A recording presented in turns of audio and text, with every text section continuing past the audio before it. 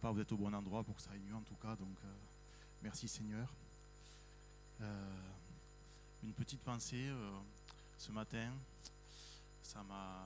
j'ai écouté hier le culte de jeudi, et il y avait Oleg qui disait que on était environné de connaissances dans notre monde aujourd'hui, et qu'on avait besoin quand même surtout d'une connaissance, celle de Dieu, celle de l'œuvre de Jésus-Christ, celle de tout ce qu'il a fait dans notre vie.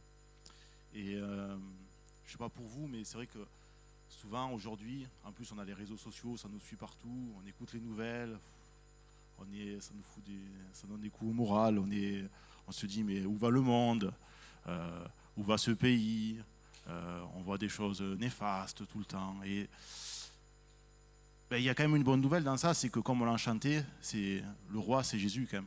C'est le roi de ce monde, c'est lui qui est au-dessus du trône. Et la marche du monde, c'est pas quelque chose qui nous concerne plus que ça finalement. C'est Dieu qui est au contrôle. Et je voulais qu'on partage un verset à ce sujet, un verset qui m'a parlé cette semaine. C'est dans le livre du prophète Amos, au chapitre 9, verset 7. Donc, Amos, chapitre 9, verset 7. Donc, Amos, c'était un prophète, un homme simple, mais qui avait prophétisé notamment contre les nations autour d'Israël. Et dans ce chapitre 9, il dit au verset 7, donc il s'adresse aux Israélites, « N'êtes-vous pas pour moi comme les enfants des Éthiopiens, enfants d'Israël, dit l'Éternel? N'ai-je pas fait sortir Israël du pays d'Égypte, comme les Philistins de Caphtor et les Syriens de Kir ?» Et moi j'aime beaucoup ce verset, parce que bon, déjà, on voit que Dieu, il aime tous les peuples. On sait que l'Ancien Testament, c'est l'histoire d'Israël, mais ici, je dis dans d'autres passages, mais Dieu, il a un amour qui s'étend à l'ensemble des nations du monde. Et même si Israël avait un rôle spécial, Israël n'était pas supérieur aux autres peuples. D'ailleurs, c'était même tout le contraire. Hein. Dans l'Ancien Testament, Dieu, à plusieurs reprises, enfin d'ailleurs à de très très nombreuses reprises, dit à Israël que c'est le moindre des peuples. Il emploie la formule un peu littéraire aujourd'hui, c'est le peuple à la nuque roide qui a du mal à baisser la tête quand on lui parle, il veut rester fier, etc. Et donc ici, il rappelle aux Israélites que même s'ils ont été choisis, finalement, ils sont comme les autres. Donc ça, c'est une bonne nouvelle, c'est-à-dire que Dieu, il a quand même un plan pour chacun des peuples, il a quand même un projet, il tient chaque peuple dans sa main, et on sait qu'il y a la liberté de l'homme.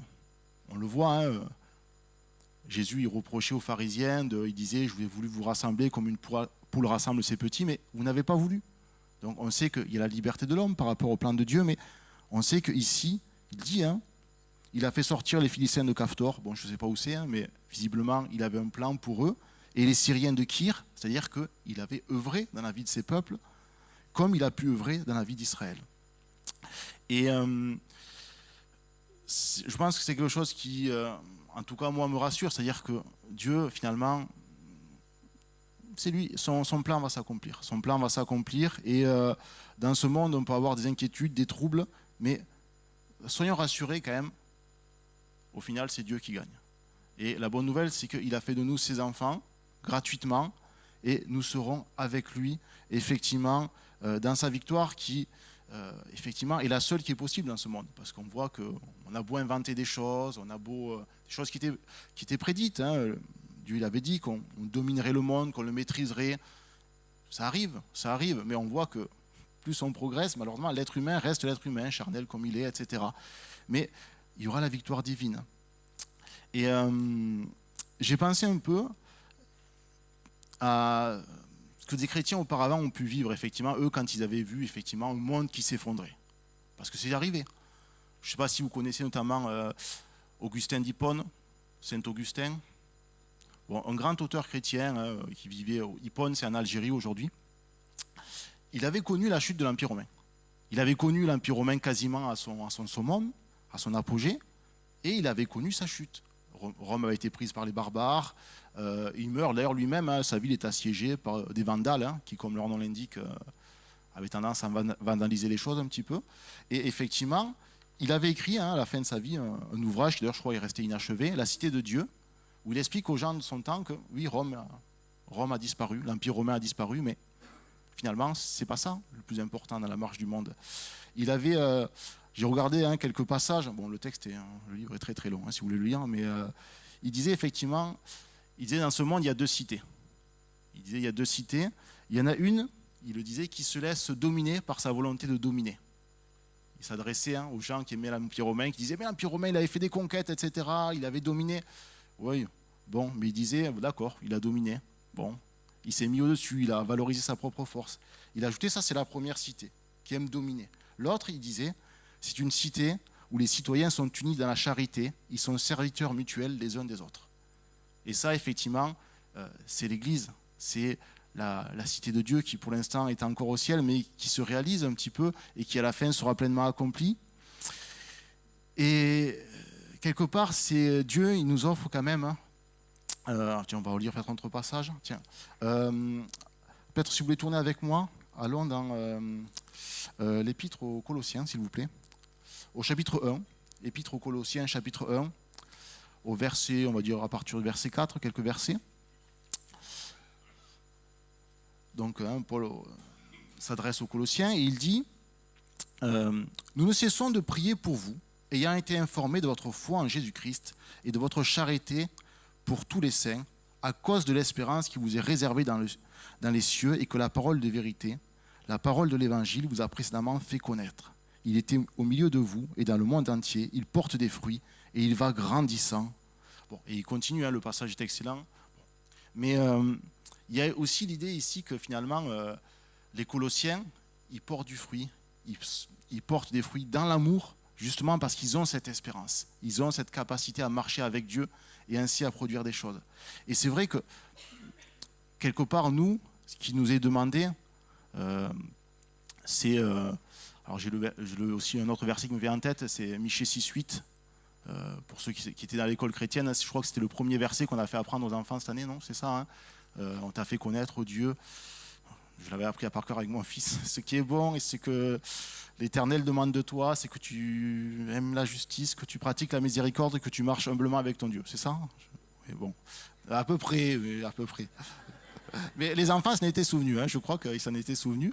Mais c'est vrai, Dieu, tous les jours, on peut faire des choses merveilleuses quand même. Par l'espérance qu'on a en lui, par l'amour qu'on a les uns envers les autres, par ce qu'on peut semer chez les autres, chez nos enfants, etc. Dans le monde, on peut faire quand même de grandes choses.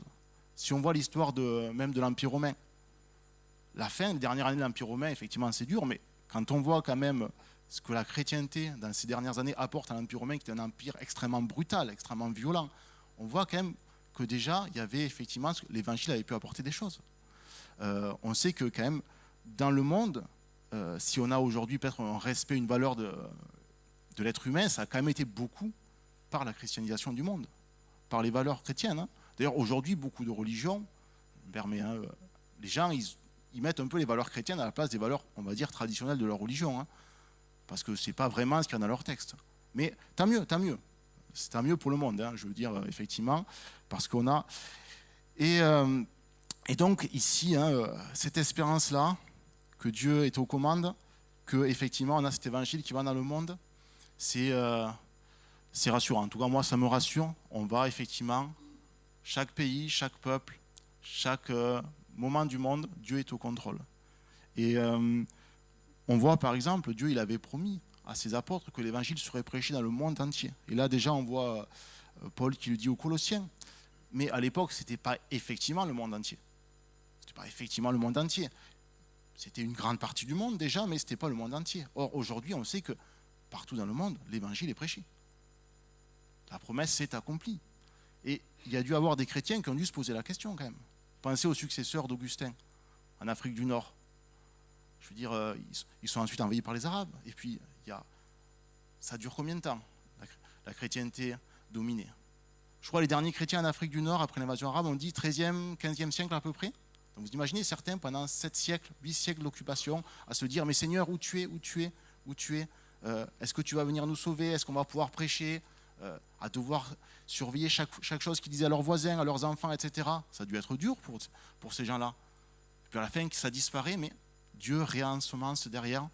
C'est quand même des choses qui sont quelque part rassurante. Alors je ne sais pas si j'ai pu vous faire comprendre ce que je voulais dire, mais en tout cas, ayons foi en Dieu et sachons que Dieu, parce qu'il nous permet de faire tous les jours, il nous permet effectivement, il nous offre la part qui est à nous pour effectivement faire le bien et comment dire, en lui et faire grandir ce monde quelque part. Hein.